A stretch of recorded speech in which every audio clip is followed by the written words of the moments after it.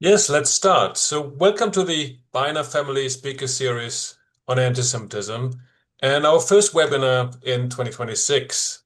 My name is Gunther Kelly, and I'll be the moderator of this webinar. We are extremely honored to have Professor Judea Pearl with us today, speaking about his new book, Coexistence and Other Fighting Words. So we have a conversation now between the three of us first for about 20 to 25 minutes, and then we'll open it up to Q&A. The chat right now is disabled, but we will enable it then for the Q&A. So you can put your questions in the chat, but also you can join us if you want on the panel to speak directly with us. And I explain how you can do that then when we open up for Q&A. The presentation will be recorded and disseminated in about a week, and you can find previous presentations of our series in the website. I'll put the link in the chat. I will turn over now to Dr. Alvin Rosenfeld, the director of the Institute for the Study of Contemporary Antisemitism here at Indiana University, to introduce Professor Pearl. Thank you. Thank you, Gunther, and welcome to everyone. Good to be together again for the Binder Family series of webinars. I believe that John and Lauren Binder are in fact looking in on this webinar, and special greetings to them. Believe it or not, we've now done something like 110 webinars in this series. We're now beginning the latest chapter, and Judea Pearl will head off in just a couple of minutes with us. We've got 5 more lined up after him. As Gunther mentioned, Judea has just published a new book, which I strongly recommend. I'm holding it up for you to see. It's a collection of 45 short articles that he's written over the last quarter century or so, addressing the concerns that all of us have and that we work away at day and night, almost every day and night, namely the rise of anti-Semitism in our own age, which continues to escalate.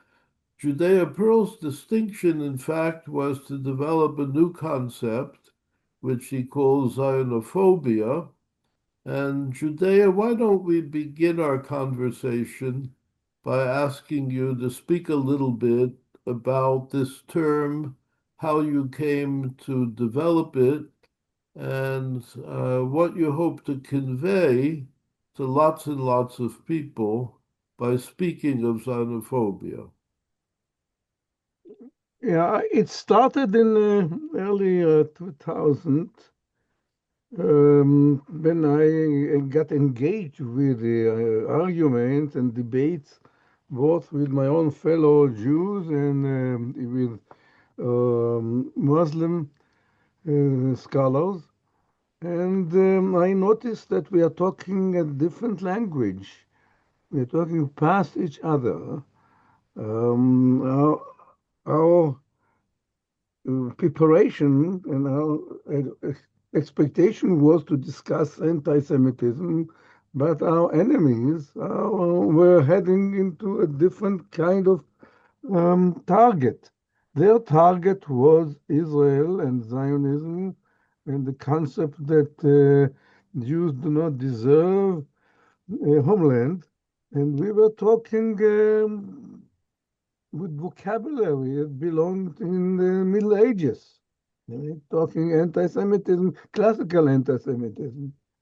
And so our weapons were not effective, and our dialogues were not effective. And I noticed that we need to have a very concise definition of what the struggle is all about and what is the contention all about.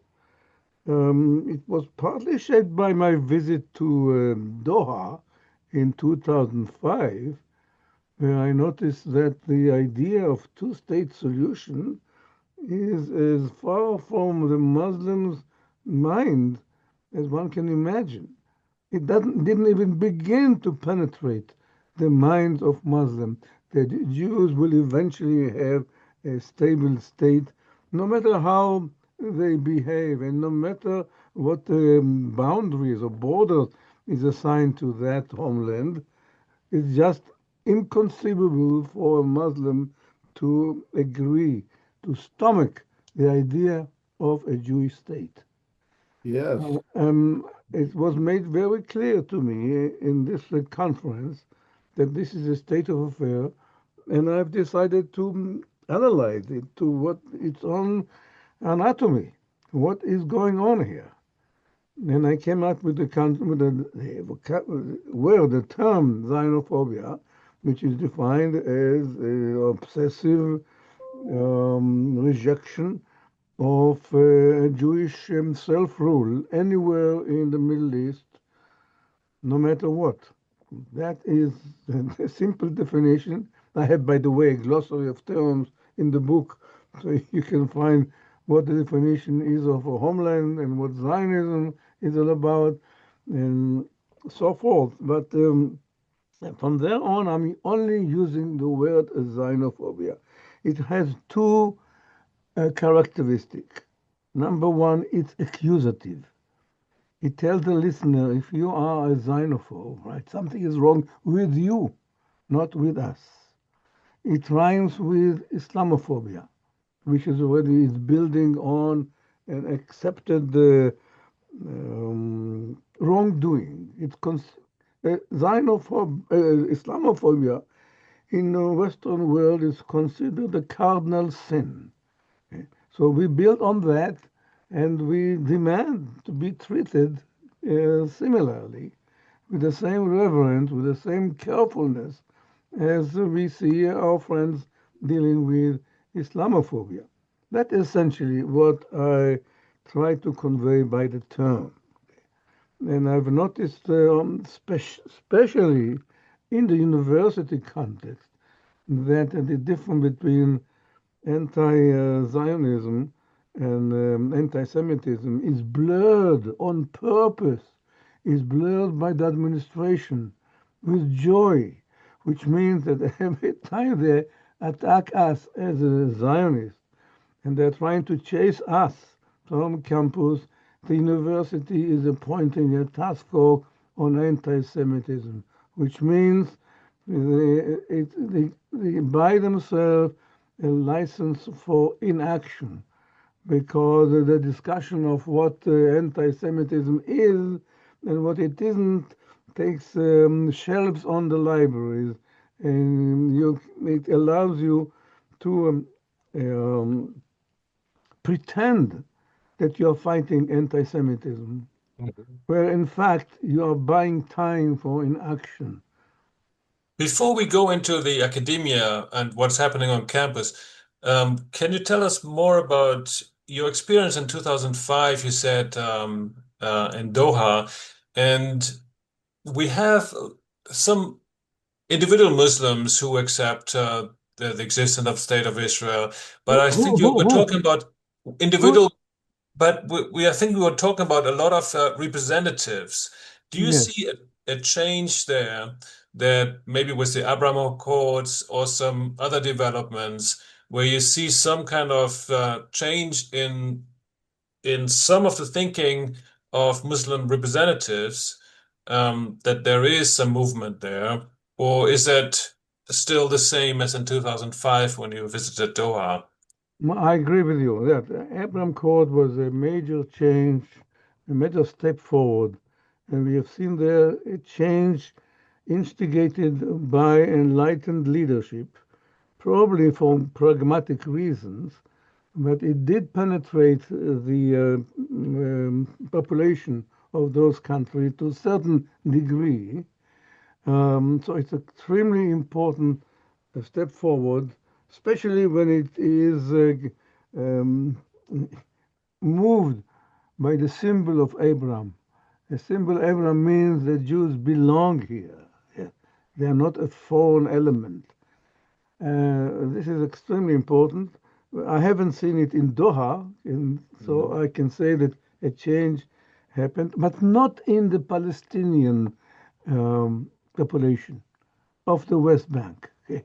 There I haven't seen any change. We still cannot count more than 4 people in the leadership position, in a public influencing position, who would agree to the permanency of Israel. Judea, let me quote from an early piece in your book. You write as follows: you had been speaking with Dahlan, the Palestinian representative, and he confessed to you, we Palestinians do not believe in a two-state solution, for we can't agree to the notion of a Jewish state. Judaism is a religion, he continued, and religions should not have states. And anyway, Palestine is too small for two states. All of that's quoted from an early piece in your book. You had been in conversation with Dahlan. Would you say any more about that? No, this is a position which has taken then, and I see it constantly being expressed again and again by Palestinian leaderships. Yeah, It's what can I say about it? That's their narrative. Um, it's based on the fallacy the Jews are a religion only.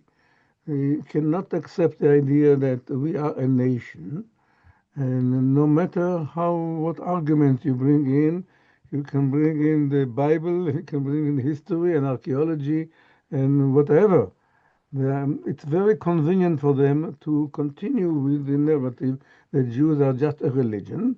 And as the guy told me in Doha, the Jews should build a Vatican in some place next to Jerusalem, but no political entity, no state.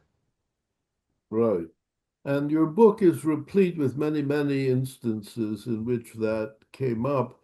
Maybe for that reason, but maybe for some other reason. You end the book with Yitkadal v'yitkadash Shemei Rabbah.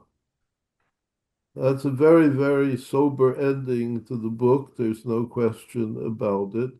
Tell us a little bit about why you chose to end with Yitkadal v'yitkadash. Verse First, I felt an obligation to the victims of October 7th, Yes, and I couldn't find any other way of expressing it. And I related it to the tragedy that I had with my son. And my recitation of the Kaddish in his burial day, and the two came together, and I remember wondering why why death is not mentioned at all in the Yid Kadash. It's right. only glorifying of God, which I interpret to be our inability to understand the world around us. It's really a,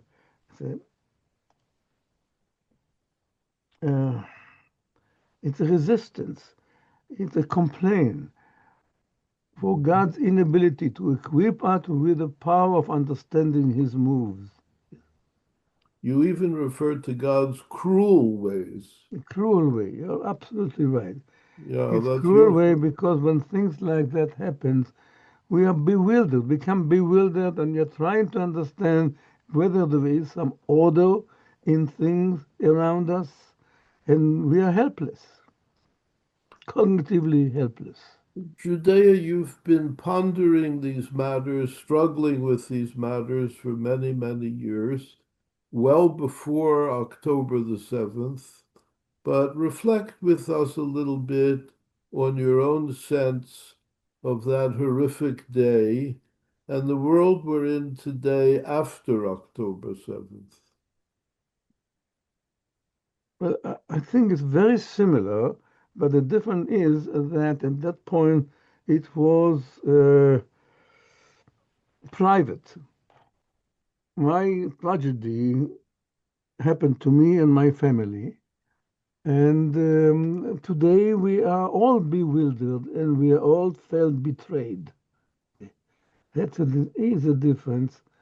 Um, it's true that the tragedy of Daniel triggered a lot of empathy among several communities, including Muslims and including journalists and musicians, and of course the Jewish community. But it was still a private tragedy. And, Yeah. and today we are all bewildered by what happened to us, and we take it personally because we cannot understand the next event or the next turn of history. When so you coined the word xenophobia, and what do you think is the motivation by people who have this, who are, I mean, it sounds like a very irrational way of thinking about Zionism and about Israel. Um, and what have you encountered in your conversations that made you come up with this term and saying, well, there is something apparently very irrational about this? And what is the understanding maybe of these people about Zionism and Israel? Is that? Well, they understand it well, very clearly. Hmm. They know that fighting Israel is fighting the Jewish people. They know it because it is the core of our being. Uh, and it is the glue that put us together today. I mean, I'm speaking as member of the Jewish community. Yeah. Today, Israel is the glue that puts us together. We no longer have religion to tie us together, to bond us. We no longer have what kind of practice, uh, religious practices that put us together. What does? Israel existence, because Israel for us is the quest for normalcy. So by being anti-Zionism, you say Jews do not deserve to be normal. They will always be different, perhaps admired, but not equal. So I also put on the slogan that a Jew will not be an equal member of mankind until Israel becomes an equal member in the family of nations. And when you think about the year 1948 when Israel was created, um, I think you said at one point that the war against Israel was a genocidal war at that time. Do you Yes. think that started this kind of xenophobia started at that point, or was it even earlier? Oh, When it would started earlier. Started with Haj Amin al-Husseini in 1920s. you? Yeah, I've been actually a direct victim of his policies and his narrative, in the sense that my grandfather was sent to Auschwitz due to Haj Amin al-Husseini's success in convincing the British that they should issue the white paper in 1939. Okay. He was all ready to come to Israel and he couldn't because the British blockaded the shores of Israel. Yeah, in 1939. And it was a policy directed toward preventing Jews from escaping Hitler in 1939. Very rarely you find this accusation against the ideology of Palestinianism. Okay? They are responsible for a lot of victims in Holocaust Europe, directly responsible, because they threatened the British foreign minister with riots in Egypt and India and Iraq if they do not comply with their requirement to stop immigration to Palestine at that moment where immigration was so needed for European Jewry.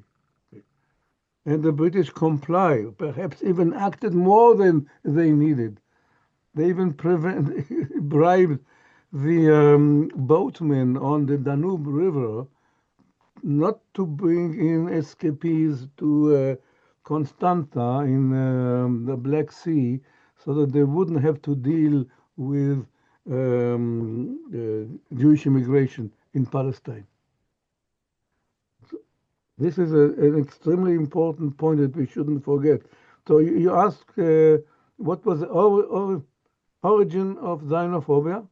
Their origin was very clear. It was made clear by Pasha, the Secretary General of the Arab League, when he explained to Abba Eban in February of 1947 that we don't think that way.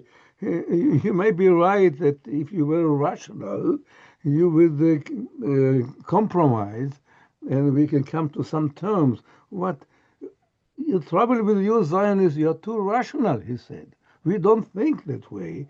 We think in terms of honor.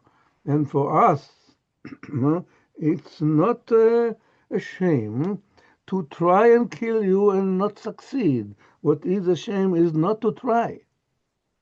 That was his word. Okay.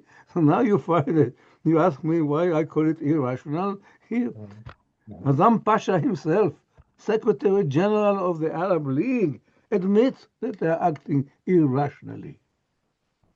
Right.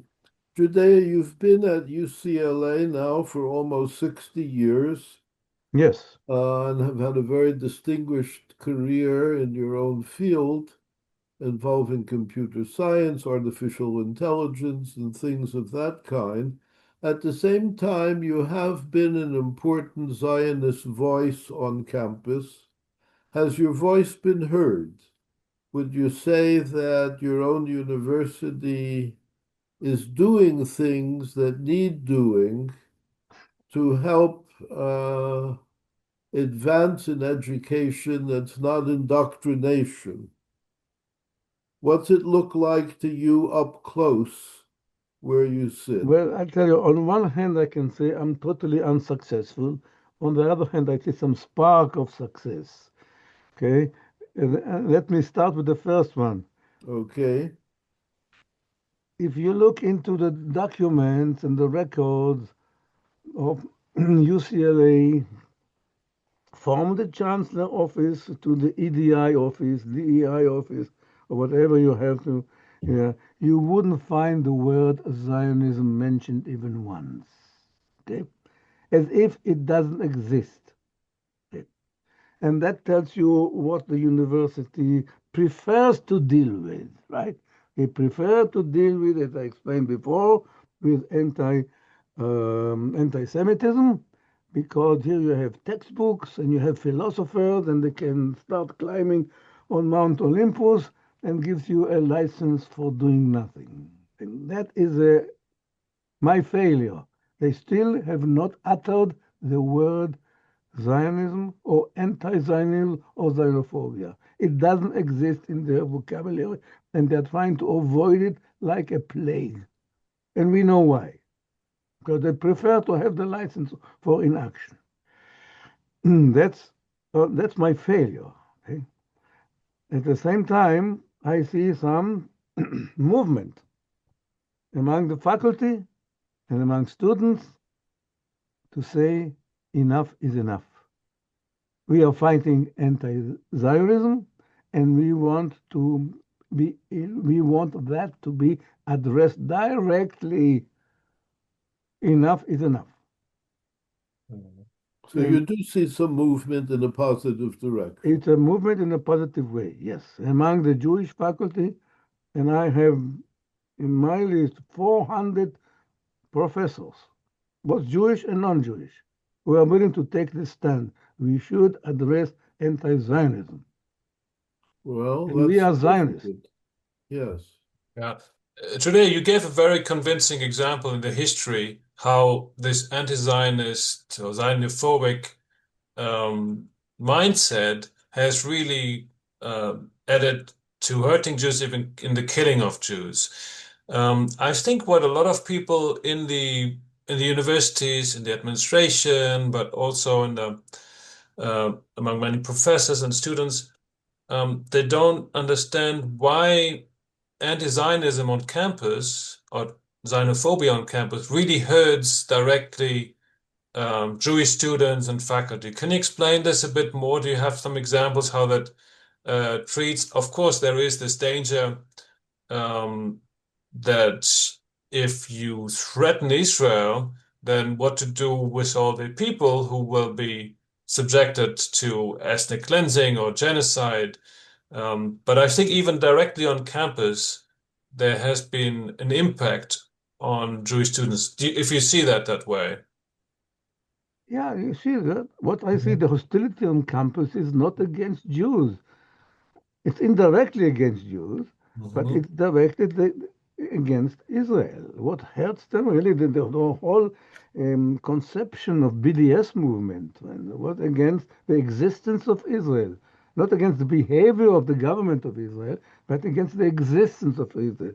This was the reason for forming the BDS movement, and they kept on practicing it very, I would say, calculatingly.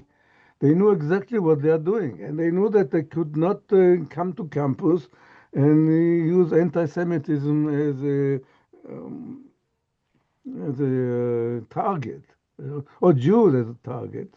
So that they hiding under the anti-Zionism term, because it's very easy for them to say we are not against Jews, we are against the Zionists only, and they can prove it. They can say we'll fight and we go on a barricade to allow Jews to have a kosher cafeteria on campus, and they will. They actually will do it as Mhm. long as as long as Israel will remain on their target. They indeed have only one and only one target: eliminate Israel from the map. And they do have a cover up, namely that they only they are pro-Jewish and anti-Zionism, and we have some. They have some helpers from the Jewish community too, member of the Jewish Voice for Peace, and other so-called as a Jew, which I call ex-Jew or yester Jews, and they keep on and they give a cover up for the administration to avoid dealing with the problem and with the hostility that they generate on campus. So can you explain this a bit more? So just to, if I'm not 100% sure if I understand correctly the argument, is the xenophobia on campus, Yeah. has that an effect also directly on Jewish students on campus, Oh, or that's is of course, because, Jews are Zionists. I Hmm. keep, with the Mhm. exception of a few binards.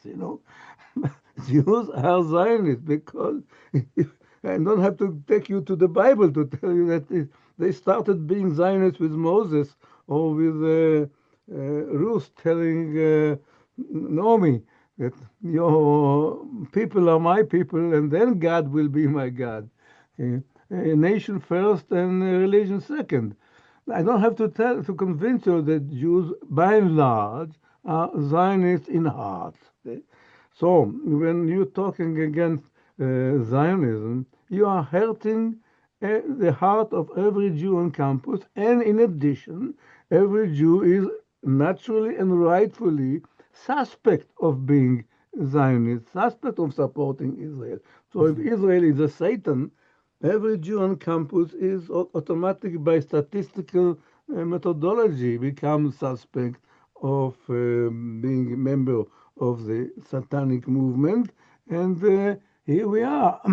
So, of course, it spills over as hostility against every Jew on campus.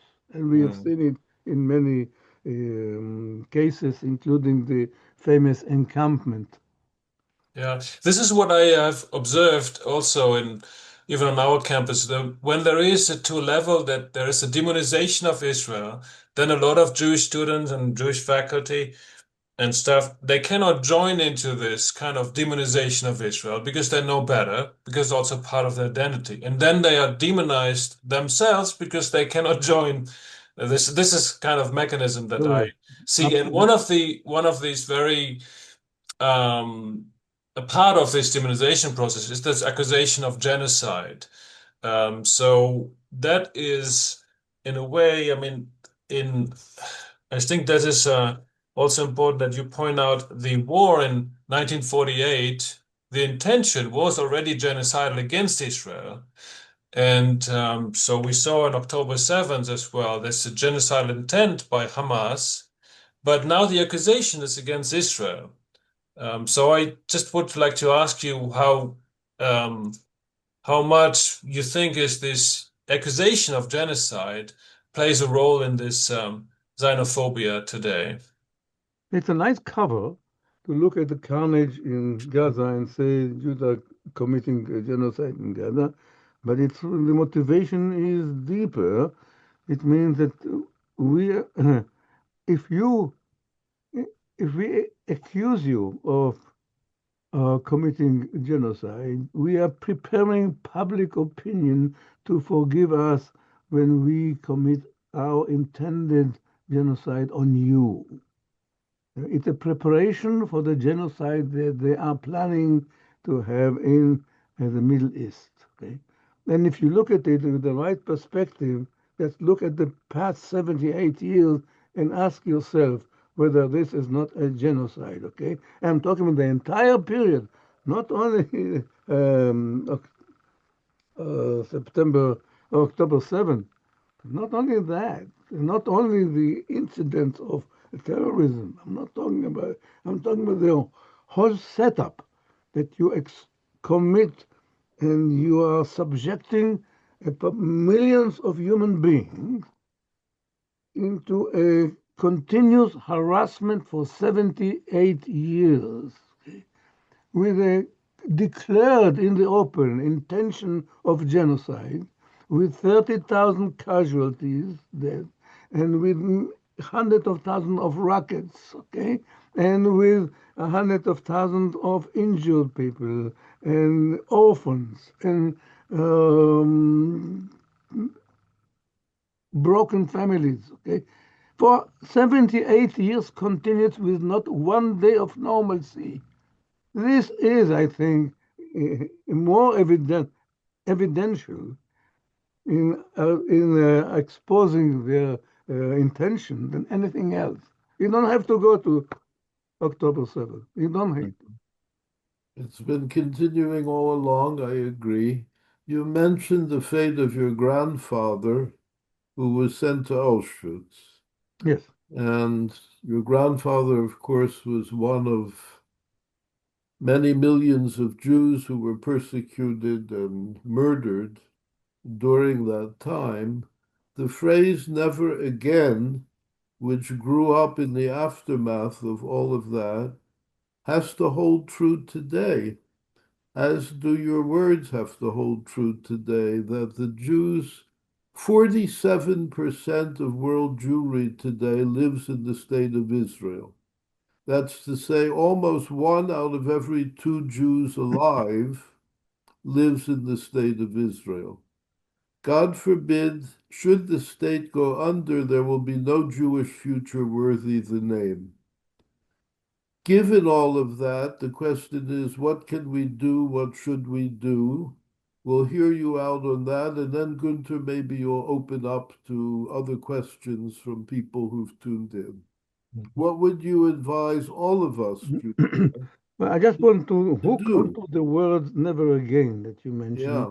because when you do that, it reminds me of the Holocaust museums that we see all around us, okay? And what I call a betrayal of Jewish history committed by these 85 Holocaust museums in the United States, which exhibit the tragedy of the Holocaust and doesn't pay and doesn't provide even one corner to Israel. Mm-hmm. Namely, talking about our tragedy and not talking about our resurrection, talking about the crucifixion and not about the resurrection. And I Mm-hmm. say the Christian religion It would not have become a world religion if the gospel would stop at the crucifixion instead of resurrection. And we Jews are exposing ourselves to the world, to the non-Jewish world, through the Holocaust museums. In what form? Skeletons, teeth, and shoes, and tragedies, and no word about Israel. This is really betrayal of the wishes of my grandfather when he was sent on a train. What do you recommend that we do? Now, on different, we can do many things. But are we done with the Holocaust museums? That's one Yes. thing that we should, because so much of our philanthropic resources are invested in the Holocaust museums. Let's try to leverage it and mention Israel and its position today in each one of those museums. Number one, okay? Let's forget about museums now and talk to the Jewish community. I recommend shame one xenophobe, 5 xenophobe every day.